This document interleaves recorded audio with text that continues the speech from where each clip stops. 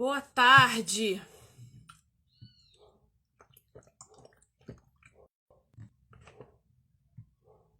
Vamos chegando, povo. Vamos chegando. Vamos entrando. Que hoje a gente tem a nossa segunda live de encontro de leitura coletiva desse livro aqui, Memórias Póstumas de Brás Cubas. Lembrando que a gente lê literatura universal sempre sob a cosmovisão cristã aqui nesse canal. Então a ideia é te ensinar a ler qualquer coisa, qualquer notícia, qualquer literatura, qualquer informação que você consuma. Eu quero que você leia pensando em Cristo, na graça comum, pensando no Evangelho, pensando na Bíblia e identificando como você faz para encontrar formas de evangelização, quem sabe, com a literatura. E hoje eu quero chamar duas amigas. Sozinha hoje aqui não. Vou entrar. Olá. Oi, minha.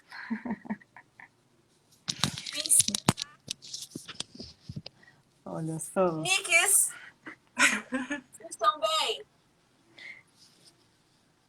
A gente quase não se vê, né? Pois é.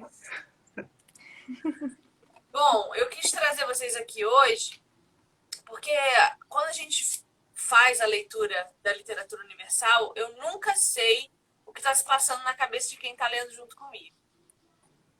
Então, hoje eu trouxe vocês porque eu quero ouvir vocês e trocar ideia com vocês sobre o que essa literatura está despertando em vocês. Porque eu sei que antes de mim, vocês não liam essas coisas, né, queridas?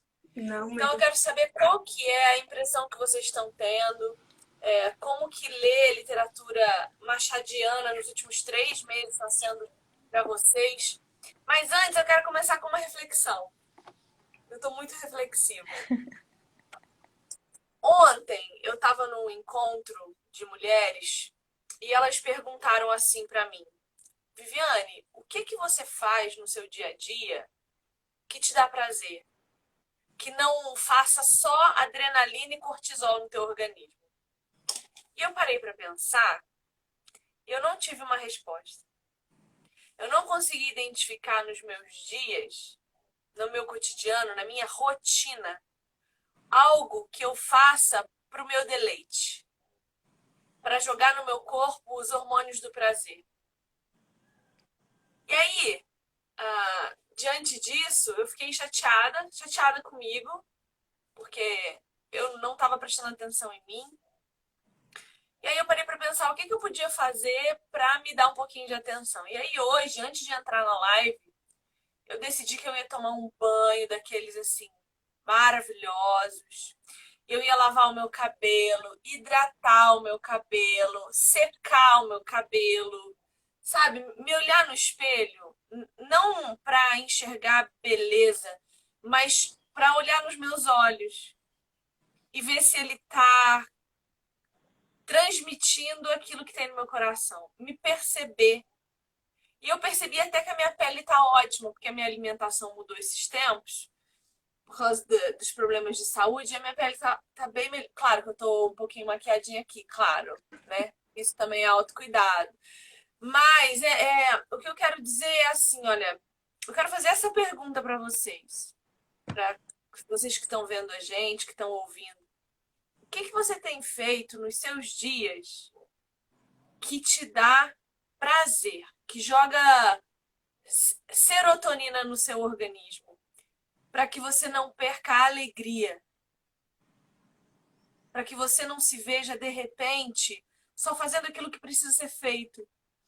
E de repente você não tem mais vontade de sorrir, você não tem mais vontade de nada, além das coisas que você tem a obrigação de fazer.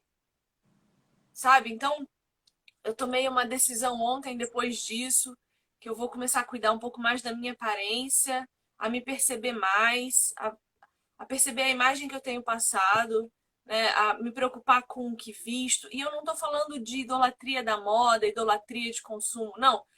Me preocupar comigo. Me preocupar com quem eu sou e com aquilo que eu manifesto a partir do meu próprio corpo, né? Eu sou muito desleixada com isso, assim.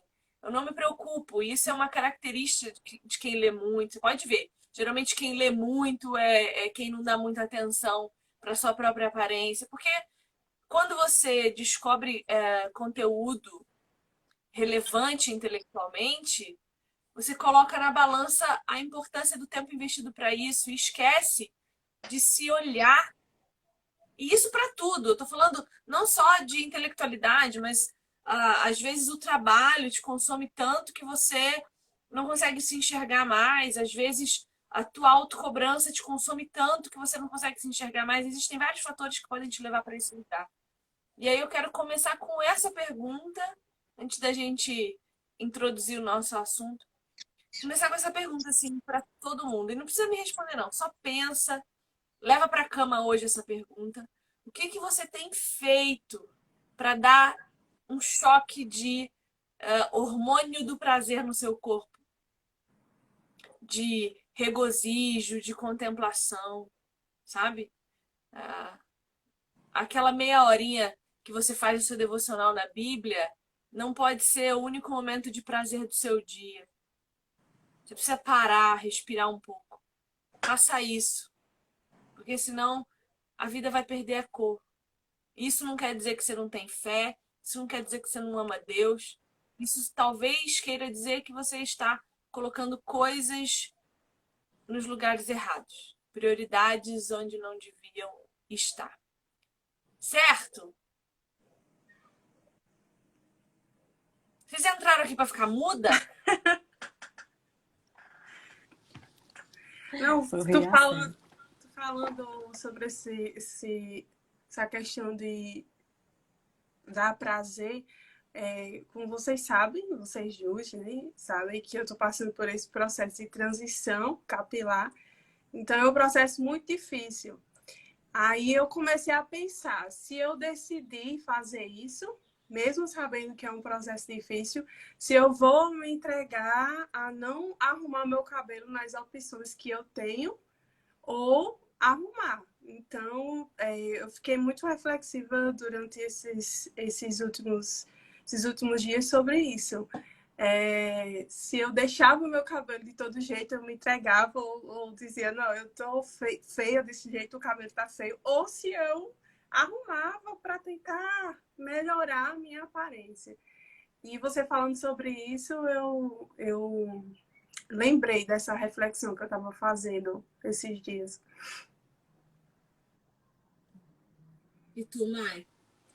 Eu também estava pensando sobre isso esses dias, porque eu gosto demais de ler e às vezes eu fico, tá, o que mais eu faço, né, para mim, além disso? Claro que me dá muita alegria, né, certas leituras que eu não preciso estar meditando, são um hobby, mas a gente precisa, né? Eu vejo muito isso em encontro com amigos, em lugares abertos. Eu contemplo aquele momento, eu fico assim em silêncio contemplando as pessoas e o lugar, né? Eu gosto muito disso. Eu tenho descoberto isso agora, né? Faz poucos meses que eu estou numa igreja saudável. Poucos meses, foi em agosto do ano passado, que eu estou numa igreja verdadeiramente saudável, tendo contato com pessoas que entendem o que eu falo, que falam a mesma língua. E eu tenho participado de grupos, tenho participado do grupo de jovens, eu tenho ido a todo lugar que eu posso na igreja, que eu tenho um tempo, eu me enfio, né? E eu tenho feito mais discipulados, eu tenho caminhado com pessoas, enfim. E isso é prazeroso demais, ter contato com pessoas, né? Quando a gente aprende a respeitá-las, a ouvi-las, a entendê-las e a não julgá-las, a gente encontra prazer no relacionamento. Então, eu acho que é um convite que a gente precisa se fazer todos os dias. Porque quando a gente olha para Deus, um Deus que se apresenta para nós trino, relacional, que se basta porque se relaciona, que não sente solidão porque se relaciona, que não sente tristeza porque se relaciona, que não sente vazio porque se relaciona, sabe? E a gente está tão preso a essas relações online.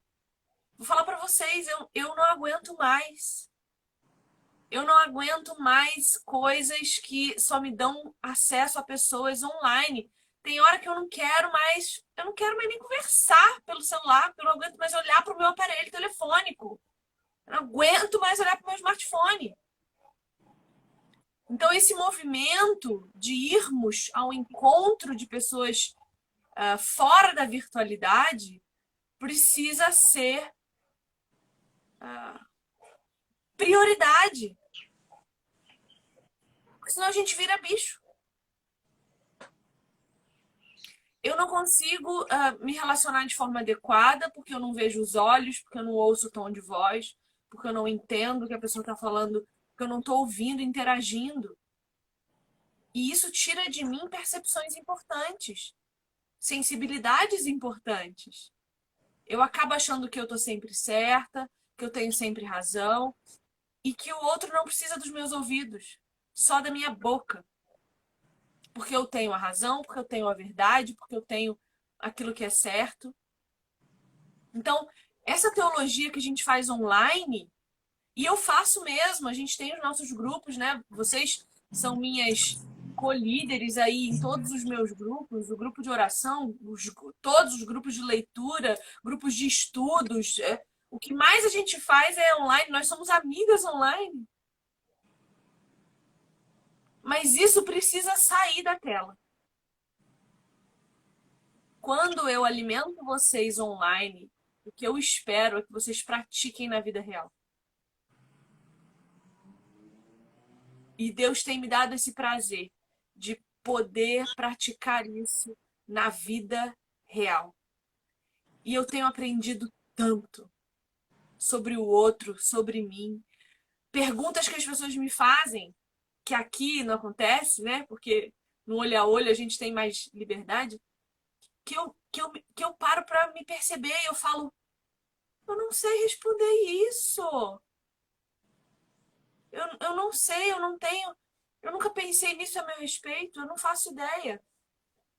Reações que eu tô vendo que essa piedade construída em cima das escrituras tem me dado, de parcimônia, de paciência, né? Isso é muito importante. Então, que essa realidade virtual possa se tornar uma realidade viva e de olho no olho. Uma das coisas, eu não sei, acho que você lembra, uma das coisas que você mais me aconselhou quando eu comecei a ter a rotina de ler, porque a gente, sem perceber, a gente prefere a leitura do que estar com outras pessoas, né? Quando a gente começa a ler. Então, uma das coisas que você mais me aconselhou foi isso. Ter o seu momento de leitura, mais o seu momento de comunhão com o pessoal da sua igreja, com seus amigos. A gente Até sempre... hoje eu tenho que brigar, né, querida? Até hoje, de vez em quando, eu tenho que falar, vai sim. É. Mas é bom porque a gente vai... Que a gente, sem perceber, a gente opta por ficar em casa e estar com a leitura. Isso é bom ter um amigo que fica puxando ali a orelha, lembrando que precisa mesmo sair para ter comunhão. Sim, é verdade. Bom, vamos ao que interessa. Memórias Póstumas de Brás Cubas. De tudo que nós lemos hoje, eu achei esse trecho que a gente leu hoje. Não sei se eu não estou perceptiva hoje, se eu estava com sono enquanto estava lendo, mas eu percebi poucas coisas importantes assim que sejam relevantes para a gente falar, né?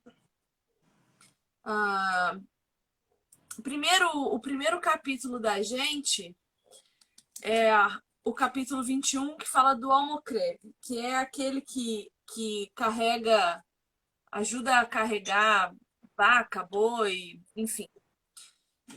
E a gente percebe do Brás Cubas uma ambição, uma ganância que no texto se mostra. Então, esse Almocreve salva ele de uma queda de cavalo, que ele reconhece que podia tê-lo matado, e ele fala: eu vou dar 5 moedas de ouro para ele para compensar, porque é tudo que eu tenho. Depois ele repensa, ele fala: não, 5 é muito, eu vou dar 2 moedas de ouro. Quando ele entrega um cruzado de prata. E no final ele tá dizendo assim: eu devia ter dado bronze. E ele sente remorso. E a gente, quando lê esse capítulo, a primeira coisa que a gente pensa é no amor ao dinheiro e na ingratidão. Vocês perceberam isso? Sim. No, que, Fala! no querer ajudar o outro também, né? Às vezes a gente quer ser generoso, mas ter aquele prazer de dar generosidade, mas ao mesmo tempo achar que a pessoa não precisa. E a gente ter algo que possa oferecer, mas sempre fica naquela de dar ou não, entender o suficiente para que a pessoa precise. Eu refleti sobre isso, sobre generosidade. Sabe o que eu lembro? Esse povo que pergunta assim: eu posso entregar o meu dízimo para ajudar uma família que está precisando? Não. Não, o seu dízimo é a sua responsabilidade consigo mesmo, com as suas idolatrias, com o seu apego ao dinheiro. Você quer ser generoso? Seja generoso com o que sobrar aos outros 90% ou 80%, se você dizima de forma generosa. Tem bastante dinheiro sobrando ainda. É que o problema é que a gente quer viver num patamar de realidade que não é o nosso. Meu marido vive falando isso pra mim. Viviane, a gente tem que viver na nossa realidade. E a nossa realidade pode não condizer com as pessoas com quem a gente anda. Você não pode querer frequentar os mesmos lugares, porque não é a nossa realidade. Então, a gente vai pensar nisso, né? Eu já tive esse entendimento do dízimo antigamente, né? De ficar entre aquela em devolver o meu dízimo e ser generoso com alguém. Então, eu já optei por, ao invés de devolver meu dízimo, eu dar a outra pessoa e ter aquele sentimento de que eu fiz algo, mas eu estava errada, porque o correto era a minha obrigação eu devolver o dízimo, e se eu quisesse, eu pudesse ser generosa com alguém, não necessariamente em ajudar financeiramente, mas uma palavra, um conselho, eu também estava distribuindo a minha generosidade, mas eu já cometi esse erro já antigamente. Porque generosidade diz respeito a você tirar alguma coisa que você tem e que você precisa para dar para outra pessoa. Não é dar das sobras. É, Só que a gente quer dar das migalhas que caem das nossas mesas. Isso não é generosidade, isso é soberba. É é. você querer mostrar para o outro que você tem mais que ele. Generosidade é você tirar da sua boca e dar para quem precisa comer mais do que você. Né, Maélia?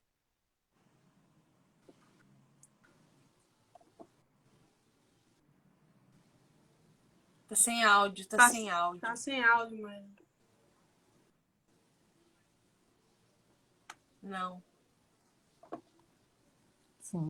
Deve ser o teu fone Às que não vezes, tá quando conectando. não é de coração, né? A gente vê o nosso Foi, caráter. foi, Quando foi. voltou,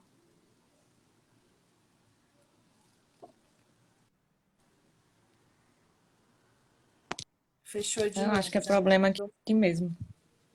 É o delay, eu acho que é o delay, Maélia. Foi. Tá com delay. Não, isso dá nosso problema de caráter muitas vezes, né? Quando a gente dá querendo receber algo em troca.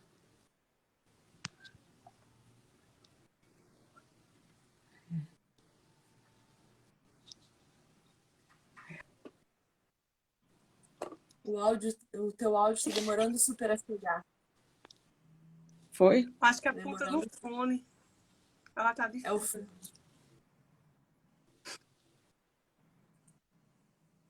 ah, daqui a pouco ela volta.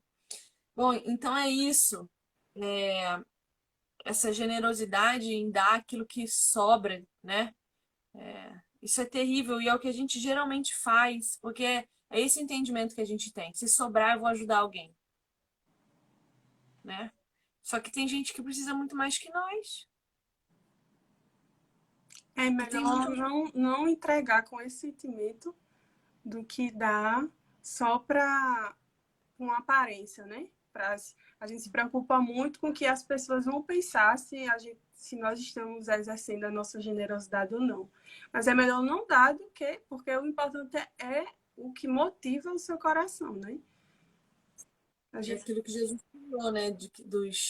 Dos fariseus entregando os seus dízimos e ofertas e chegando com sacolas e sacolas de dinheiro para deixar no santuário. E aí vem uma senhorinha com meia dúzia de moedinha lá, a única coisa que ela tinha. E é aquilo que ela entrega e Jesus fala, vocês estão vendo? Aquela ali entregou tudo que tinha. Porque ela tirou do nada. Porque ela não tem nada. E ela desse nada, ela fez surgir uma moeda. E ela está entregando aqui. Isso é generosidade. A sim. gente tem muito apego ao dinheiro, como se o dinheiro fosse a nossa salvação. O dinheiro não traz felicidade. A gente vai ver isso num capítulo. Porque, olha, Brás Cubas ele ia virar político. Ia se casar com Virgínia. Aí vem um cara chamado Luiz. Cadê o capítulo? Peraí. Lá dos últimos capítulos. Capítulo. Página 85. Página 85. Lobo Neves. Ele vai fazer uma confidência a Brás Cubas. Ele vai dizer: olha, não pode imaginar o que eu tenho passado. Entrei na política por gosto, por família, por ambição e um pouco por vaidade. Já vê que reuni em mim todos os motivos que levam o homem à vida pública. Faltou-me só o interesse de outra natureza. Vira o teatro pelo lado da plateia. E palavra, que era bonito. Soberbo cenário, vida, movimento e graça na representação. Escriturei-me. Deram-me um papel que... Mas para que o estou a fatigar com isso? Ele diz, olha, eu tenho dinheiro, eu tenho sucesso, eu tenho fama, eu tenho mulher, eu tenho tudo que eu preciso, eu tenho casa, comida e roupa lavada. Mas ele continua profundamente abatido, com os olhos no ar, parecendo não ouvir coisa nenhuma a não ser o eco dos seus próprios pensamentos. E essa é uma coisa que o Senhor tem me ensinado. Eu já tive muita coisa, eu já tive tudo. Hoje, o pouquinho que eu tenho me é suficiente. Quando eu tinha rios de dinheiro, eu não recebia ninguém na minha casa. E hoje eu tenho pouquinho e daqui a pouco Dona Nax está aqui na minha casa para dividir um pouquinho comigo. Mas comigo, compartilhando comigo, tendo comunhão comigo. E a gente não está mais dando valor a isso. Isso é triste. Precisamos resgatar isso. Resgatar esse sentimento de querer estar perto, apesar de. Por isso que é importante a gente entender e agradecer a Deus pelas situações que Ele nos coloca de algumas necessidades. Não, assim, não que Ele nos deixe faltar algo, né? Porque Ele provê para nós o que nós temos. Mas para a gente lembrar e agradecer a Deus por esses momentos, porque é nessas horas que a gente aprende, né? A ser independente do Senhor. Porque quando a gente tem tudo, principalmente o dinheiro, a gente tende a esquecer muito, né? A quem é Deus. E quando Ele nos deixa ter o que nós necessitamos, o que nós precisamos, é que a gente consegue, né, entender isso e viver na dependência dele. Sim, é isso que o Senhor quer nos ensinar. Né? Deixa eu ver o que mais que a gente pode realçar aqui. Tem, eu não sei se tu anotou aí, Vivi, sobre a morte da mãe dele. Fala, onde tá? Eu acho que é o triste mais curto. É porque eu tô no Kindle aí.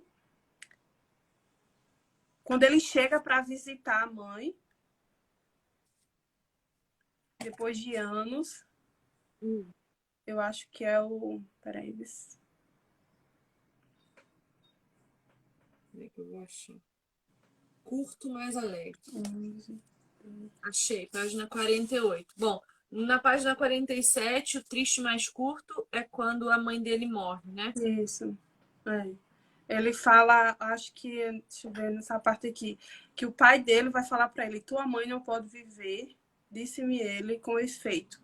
Não era já um reumatismo, mas falava sobre o crânio, né, que era o câncer no estômago da mãe dele, que Sim. deixa ele muito triste e tal. Aí lá na frente ele fala sobre, ele faz uma reflexão sobre a morte. Não sei se você prestou atenção nisso. Hum. Acho que é no capítulo, logo após o capítulo curto, mas alegre. Isso. Talvez espante ao leitor a franqueza com que lhe exponho e realça a minha mediocridade. Advirta que a Isso, Marco. anotou, Marco? Esse aqui me chamou muita atenção. Advirta que a franqueza é a primeira virtude de um defunto. Na vida, o olhar de opinião, o contraste dos interesses, a luta das cobiças obrigam a gente a calar os trapos velhos e a disfarçar os rasgões e os remendos, a não estender ao mundo as revelações que faz a consciência. Né? Ele está querendo dizer aqui que a gente tenta disfarçar, esconder, né, as nossas dores, até o que a gente pensa para agradar o mundo. Mas quando a gente se depara com a morte, né, ele fala mais embaixo. Porque, em suma, já não há vizinhos quando a gente se depara com a morte. Nem amigos, nem inimigos, nem conhecidos, nem estranhos. Não há plateia, né? Isso aqui me chamou muita atenção, porque em vida a gente se preocupa muito com o que as pessoas pensam e falam sobre nós, e a gente tenta agir e agradar as pessoas, mas na hora da morte não tem nada disso. A gente é o que é, não tem amigo, não tem vizinho. Esse aqui me chamou muita atenção. Não sei se você anotou aí, né, no seu livro isso. Você sabe que eu li com outros olhos? Oi? Eu li com outro entendimento. Eu li com ele falando assim: os mortos já não se preocupam com nada. Eles não lutam contra as suas cobiças, eles não lutam contra os seus próprios interesses, eles não precisam lutar contra nada. Porque morto não tem responsabilidade. Aí eu fiquei pensando no morto sem Cristo, o Uhum. ímpio, morto no mundo. Quem tá morto no mundo, tá nem aí. Peca e nem se dá conta. Faz mal para as pessoas e nem se dá conta. Não se importa com o que vai acontecer amanhã. E ele fala: o olhar da opinião, esse olhar agudo e judicial, perde a virtude logo que pisamos o território da morte. Não digo que ele se não estenda para cá e nos não examine e julgue, mas a nós é que não se nos dá do exame nem do julgamento. Eu entendi assim, olha, ele dizendo, ó, esse olhar de justiça das pessoas para com a gente, enquanto mortos, nos afeta, mas não muito, porque mais a nós mesmos nos julgamos, né? Então ele diz, mais a nós é que não se Uhum. nos dá do exame nem do julgamento. Então, e as pessoas vivem como se não tivesse amanhã. Mas realmente, a tua linha de raciocínio dá para entender também, né? Porque depois de morto, de que adianta você se preocupar com alguma coisa? Não faz diferença nenhuma. É porque você está bem acostumado. Eu ainda estou nesse processo de ler um livro, uma literatura e ter a minha cosmovisão, entendeu? Eu tentei puxar assim na minha mente o que eu poderia, né, trazer para a nossa realidade cristã, mas no momento que eu li foi o que me chamou a atenção, né, isso. Mas você falando é bom porque cada um compartilha, né, do que entendeu. E cada um vai entender de uma forma. Sim, sim. É a perspectiva. Um pouquinho acima desse parágrafo que você começou a ler, ele vai falar de filosofia. Ele vai dizer assim, olha, não digo que a universidade não me tivesse ensinado alguma filosofia, mas eu decorei-lhe só as fórmulas, o vocabulário, o esqueleto. Tratei-a como tratei o latim. Embolsei 3 versos de Virgílio, 2 de Horácio, uma dúzia de locuções morais e políticas para as despesas da conversação. Tratei-os como tratei a história e a jurisprudência. Colhi de todas as coisas a fraseologia, a casca, a ornamentação. Fiquei pensando em religiosidade aqui. Como o crente faz isso com a Bíblia, com a fé? A gente pega lá meia dúzia de vocabulário de crentez e tem isso como espiritualidade, mas não conhece Deus. Não faz ideia de quem Deus é de verdade.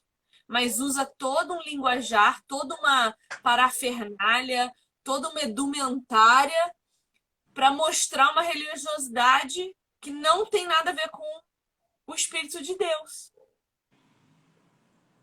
Então é você decorar textos, decorar falas, decorar versículos bíblicos, decorar trejeitos do seu pregador favorito.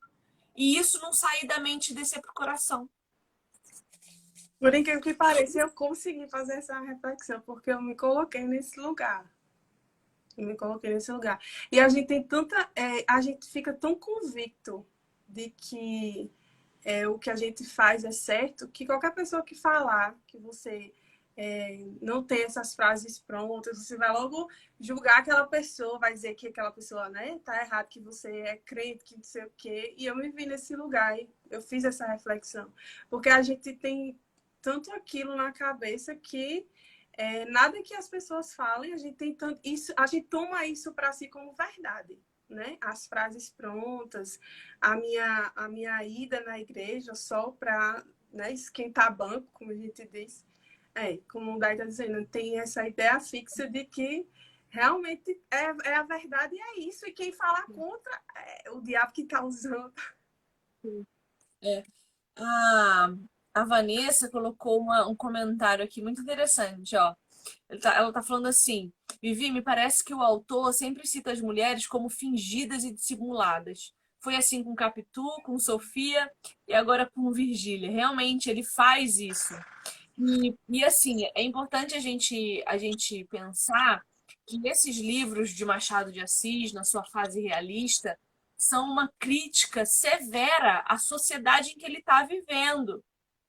Então ele está criticando o homem vagabundo, ele está criticando a mulher frívola, ele está criticando essa ideia de uma mulher que só serve para satisfazer os desejos lascivos dos homens. É isso que Machado de Assis está fazendo aqui em Memórias Póstumas, assim como ele fez em Dom Casmurro e assim como ele fez em Quincas Borba. Ele está criticando os homens e as mulheres da sua sociedade. Então, quando ele retrata essas mulheres absolutamente fúteis, ele está dizendo, gente, é isso que vocês estão querendo por mulher? E veja, agora, Machado ama uma traiçãozinha, né? Ele ama um adultériozinho. Por quê? Porque essa é a realidade da sociedade. Quanto a dele, quanto a nossa, tá? Não foge muito da nossa, não, né? Não foge em nada. Nós estamos ganhando de 1000 da dele. Porque o adultério hoje virou estilo de vida. Ser adúltero é contar vantagem na rodinha dos amigos. E é isso que ele está criticando. Machado está dizendo assim, tá vendo a luxúria de vocês? A luxúria de vocês faz com que vocês pequem na imoralidade sexual. Claro, ele não está falando nessa linguagem bíblica, né? A gente está adaptando aqui. Então ele está dizendo, vocês pecam pelo excesso. Excesso de ganância, excesso de luxúria, excesso de desejo e pela falta de respeito, falta de senso de moralidade. E não estou falando de moralidade no sentido pejorativo, estou falando daquela moral intrínseca a nós que o Senhor Jesus coloca no nosso coração antes de sermos gerados. Já no ventre, ainda espermatozoides, o Senhor já se preocupa com o nosso senso de moral. Isso se perde quando os nossos princípios e valores estão invertidos. Estão colocados à margem dessa sociedade corrupta. Machado está denunciando para nós, em Brás Cubas, essa corrupção do nosso coração. Uma corrupção que precisa ser vigiada. E se a gente não tiver a Bíblia como norma de fé e prática, a gente vai se corromper. É natural de nós. A gente precisa se vigiar. Ontem, no grupo de jovens, a gente estava falando sobre isso, sobre como é importante confessar uns aos outros os nossos pecados. Porque isso gera, no corpo de Cristo, uma unidade, um senso de família, uma liberdade para exortar o outro em amor. Você respeitar que o outro pensa diferente de você e não querer ficar combatendo o outro. Você não precisa combater o outro. Pensa do jeito que você quiser e deixa o outro pensar do jeito dele. Agora, uma troca de ideias saudável é importante. Então, essa corrupção que Machado denuncia magistralmente, é isso que a gente está vendo aqui. Bom, ele começa a se relacionar com uma coxa de nascença. E é muito triste, porque ele só olha para as mulheres com essa noção de usufruí-las. Ele fala que ele nem percebe logo a primeira vez que ele encontra, porque ela chega até a mãe dela andando bem devagarzinho, né? Aí depois ele compara. Como é que pode, né? Uns olhos tão bonitos, uma beleza e coxa. Né? Ele meio que diminuiu a beleza dela por conta de um problema que ela tinha, né? Sim. E aí eu fico pensando uma coisa, assim, sempre que eu vejo esse tipo de relação, eu me pergunto se os casamentos de hoje resistem a uma deficiência física, a um acidente que gera um problema grave, neurológico, ortopédico, seja o que for. Se essas mulheres suportariam um marido que tenha que amputar as 2 pernas. Ou se esses homens suportariam uma mulher que não tem mais consciência de quem é. Se a aliança de casamentos que nós fazemos hoje entendem esse amor sacrificial como um amor que suporta todas as coisas, verdadeiramente. Se aquele juramento lá de ser feliz para sempre, na saúde, na doença, na riqueza, na pobreza, se é real. Se as mulheres de hoje suportariam homens pobres por amor. Se suportariam sair dos seus palacetes e ir morar na vila por amor. Eu não vejo isso. Isso tudo começa a partir do motivo que faz com que você case, né? Porque a sociedade hoje se preocupa mais com a aparência e não tem noção do que é o significado do casamento. Então, o casamento ficou banalizado. Você casa pela aparência, pelas condições financeiras, e na hora dessas situações, como você não entende o que é casamento, não entende o significado do casamento, o amor sacrificial que você tem que ter, então, nesses momentos, com certeza, a primeira opção é deixar para lá. Não assume a responsabilidade, porque casa pelo motivo errado, né? Casa para ser feliz, né? E casamento não é para ser feliz, é para manifestar a glória de Deus. Bom, aí a gente chega lá no Caminho de Damasco, página 62. É muito interessante como Machado de Assis traz Bíblia o tempo inteiro, de uma forma alegórica, debochada. Mas ele fala da Bíblia o tempo inteiro. Então ele diz assim, olha, aconteceu que 8 dias depois, como eu estivesse no caminho de Damasco, ouvi uma voz misteriosa que me sussurrou as palavras da Escritura. Levanta-te e entra na cidade. Essa voz saía de mim mesmo e tinha 2 origens. A piedade, que me desarmava ante a candura da pequena, e o terror de vir a amar deveras e desposá-la. Ele estava falando da mulher coxa. E ele está dizendo que... Olha a referência que ele faz. da voz de Cristo falando com Paulo, que sussurra para ele palavras da Bíblia. Ele estava imerso, Brás Cubas estava imerso numa sociedade cuja escritura era conhecida por todos, porque Deus era um padrão. Rebeldia era ir contra Deus. Só que hoje, rebeldia é ser cristão. É.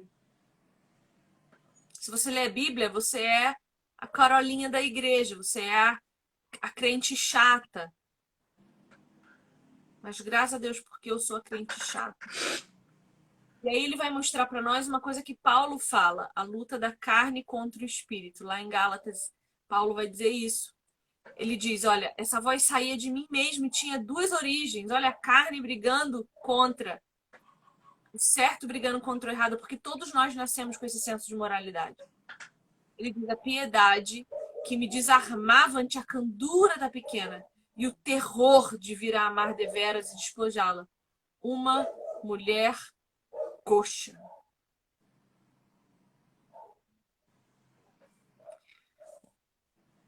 A gente precisa pensar sobre isso, né? Que tipo de princípios nós estamos estabelecendo para nos relacionar com as pessoas. Bom, ele vai falar das botas. Eu achei muito legal esse capítulo das botas. O propósito de botas. A propósito de botas.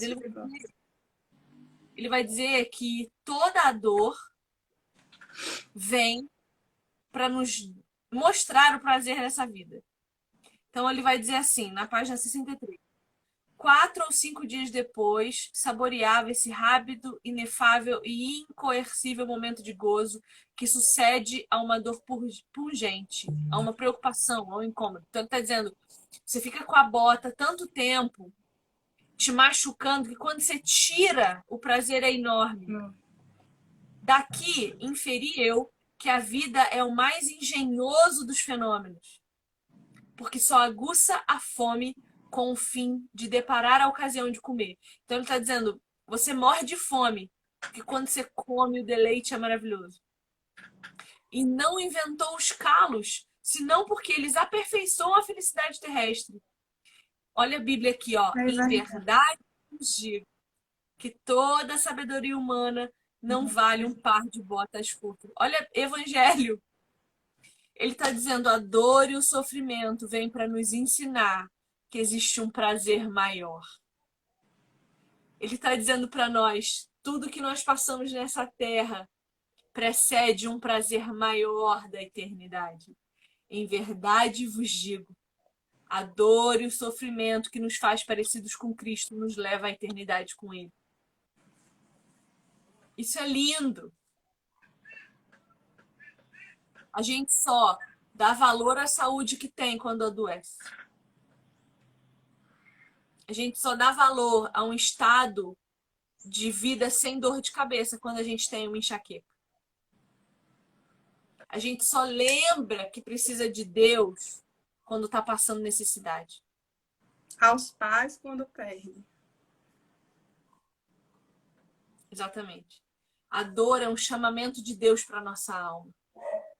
É como se Deus nos chamasse a alma e falasse, olha, essa dor é um prenúncio da alegria que virá. É a dor de parto. Maravilhoso. Eu acho que é só isso que eu tenho para dizer. No mais, é história. Nós já estamos 1 hora aqui quase falando.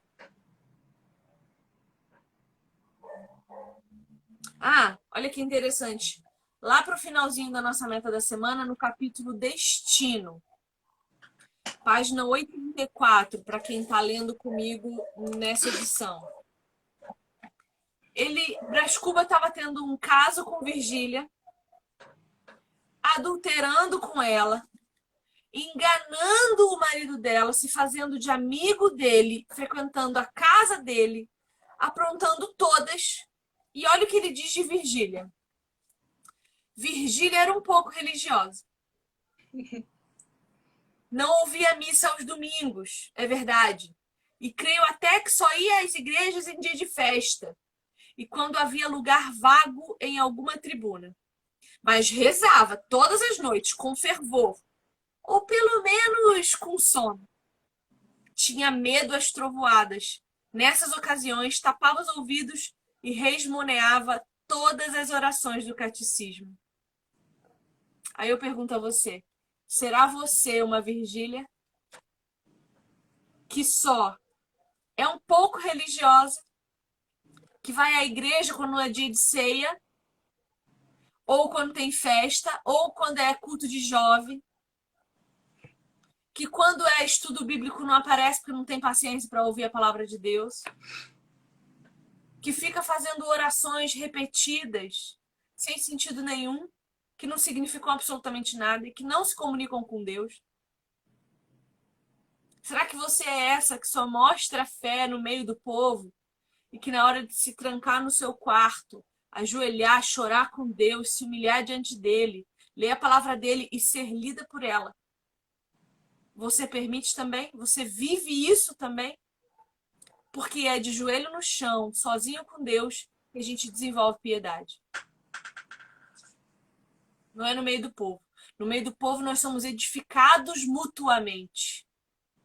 Piedade é sozinho com Deus. Será que a sua oração tem sido mais com sono do que com atenção a Deus? Do que com os ouvidos abertos para ouvir o que ele tem para dizer?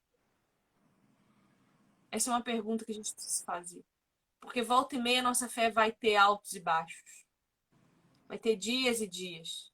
E se a gente não se disciplinar, os dias maus vão nos dominar.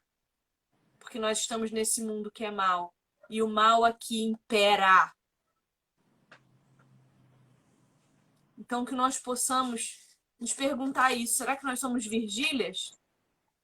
Que em nosso coração adulteramos contra Deus? Contra o nosso Senhor?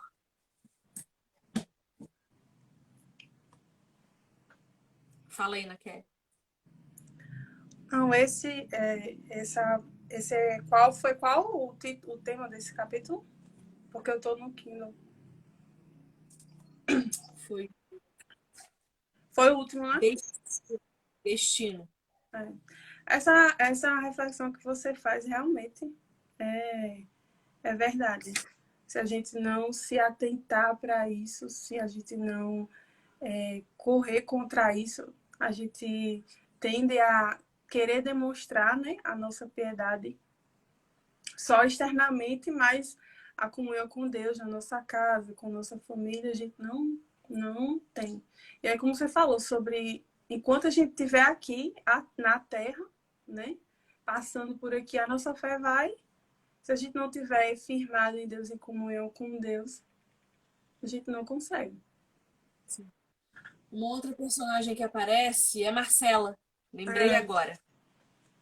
Marcela vai aparecer e ele vai dizer que ela estava cheia de bexiga no rosto. O cabelo Bexiga, poeira. bexiga é marca de melasma, inchaço. E é interessante que ele vai tratar ela como se ela fosse uma qualquer, com razão, porque ela foi terrível com ele. Mas ele vai trazer uma informação a respeito dela que é muito importante, que é ela não mudou. Ela tem no rosto as marcas do sofrimento da vida dela. O preço de tudo que aconteceu com ela está marcado no rosto dela. E ela não mudou, ela continua buscando manipular as pessoas, ela continua buscando enganar as pessoas. Ela não mudou, ela não aprendeu nada. Passaram-se anos e ela não aprendeu absolutamente nada. Ela é como aquelas mulherzinhas que ouvem, mas nunca aprendem nada, cujos homens ímpios entram em seus quartos sorrateiramente, mulheres cheias e carregadas de seus pecados. Que nós não sejamos essas mulheres, que o Senhor tenha misericórdia de nós. Que a gente possa ouvir e ouvir a palavra de Deus. Que nós sejamos aqueles que buscam a verdade. E no fim, Quincas Borba vai aparecer, né? O nosso Quincas. E a gente vai ver que o Quincas Borbas era um cara difícil de entender. Que era rico, perdeu tudo, virou mendigo e ladrão. Porque o caráter da pessoa não se modifica com as suas circunstâncias. Se a pessoa é pobre, miserável, mau caráter, ou se ela é rica, milionária, mau caráter, ela vai agir da mesma forma nos dois ambientes. Então, que o Senhor possa nos quebrar, moldar o nosso caráter, nos fazer novidade nele.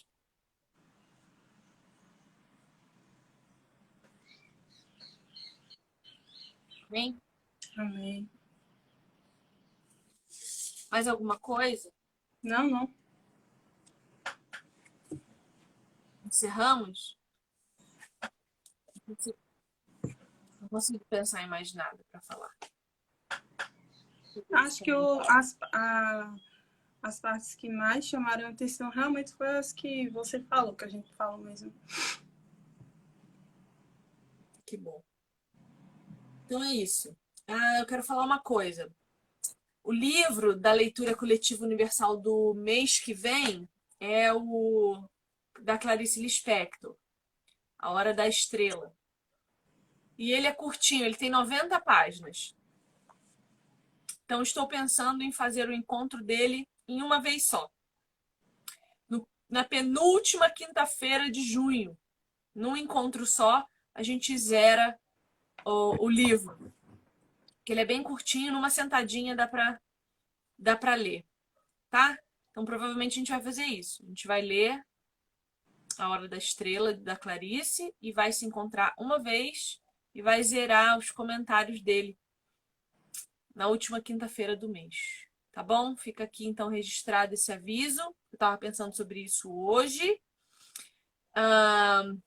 Estou tentando trazer o autor da nossa leitura coletiva cristã do mês que vem para estar conosco em um dos nossos encontros. Quem acessou a lista sabe, quem não acessou, entra no grupo para descobrir quem é o autor do mês que vem, porque esse mês eu consegui trazer o prefaciador do livro do Jonathan Edwards que a gente está lendo. E no mês que vem eu estou tentando trazer o próprio autor para falar conosco. Não sei. Vamos ver se ele vai me dar a honra e o privilégio de ter uma resposta. E é isso. Nax, obrigada por estar aqui. Nos vemos. Meninas, meninos, obrigada por acompanharem o conteúdo, por estarem aqui. E até semana que vem com a nossa terceira semana de encontro de Memórias Póstumas de Brás Cubas. Um beijo! Beijo.